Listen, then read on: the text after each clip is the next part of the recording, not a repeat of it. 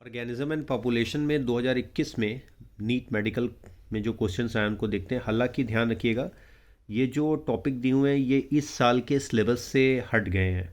पहले ये अडाप्टेशन वाला सारा पढ़ना होता था और अब ये हटा दिया है। फिर भी हम लोग पढ़ लेते हैं। दो लिस्ट दी हुई है और इन लिस्ट को सही तरह से मैच करना है।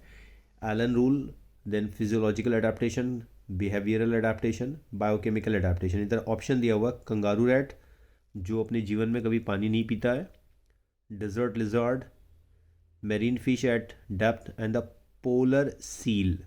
अब यहाँ पे ऑप्शन मैचिंग हम लोग देख लेते हैं क्या क्या दिया हुआ है।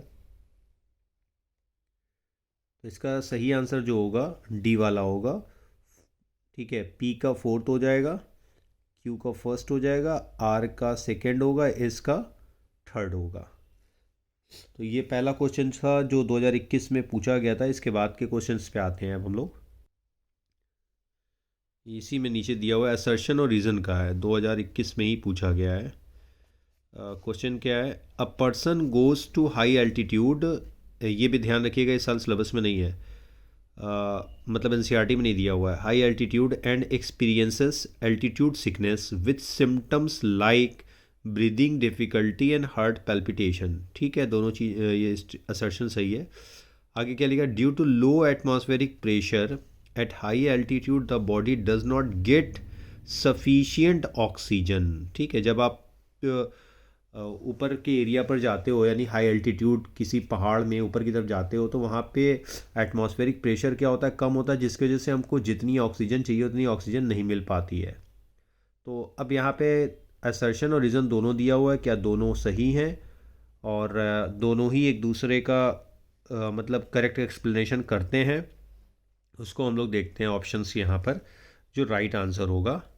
तो दोनों बातें सही हैं, स्टेटमेंट जो है मेरे हिसाब से दोनों सही है। तो बोथ ए एंड आर यानी assertion and reason are true and reason is the correct explanation of assertion. तो आंसर यहाँ पे बी हो जाएगा, राइट। अब इसके बाद नेक्स्ट क्वेश्चन देखते हैं 2021 का। क्वेश्चन है, in spite of inter specific competition in nature which mechanism the competing species might have evolved for their survival? Predation, resource partition, competitive release, mutualism। मतलब झगड़ा ना करते हुए भी उसी जगह पर दोनों स्पीशीज़ रहें।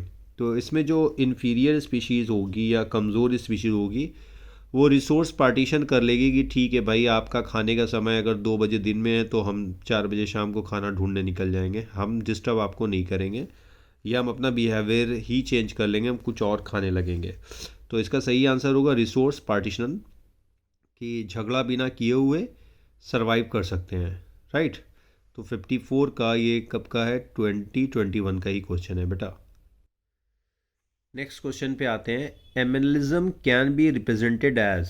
मतलब यहाँ सिंबल के थ्रू दिया हुआ है कि स्पीशीज़ ए पॉजिटिव का मतलब इस स्पीशीज़ को फ़ायदा होगा, बेनिफिट मिलेगा, जबकि स्पीशीज़ बी जो है इसको ना ही फ़ायदा हो रहा है ना ही नुकसान, जहाँ ज़ीरो सिचुएशन दी हुई है। नेगेटिव का मतलब नुकसान होगा। तो एमिनलिज्म में एग्जैक्टली क्या होता है कि एक स्पीशीज़ को तो नुकसान होता है जबकि दूसरी स्पीशीज़ जो होती है उसको ना ही फ़ायदा होता है ना ही नुकसान होता है।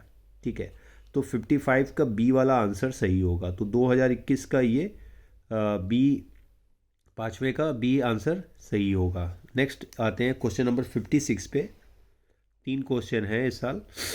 विच of the sorry, in the exponential growth equation N T N to base 0e⁻RT, E यहाँ पर क्या रिप्रेजेंट करता है? ये जब आप वो पॉपुलेशन ग्रोथ कर्व पढ़ेंगे, लॉजिस्टिक मॉडल वाला और एक्सपोनेंशियल वाला जो है मेरे ख्याल से एस शेप्ड और जे शेप्ड ग्रोथ कर्व है।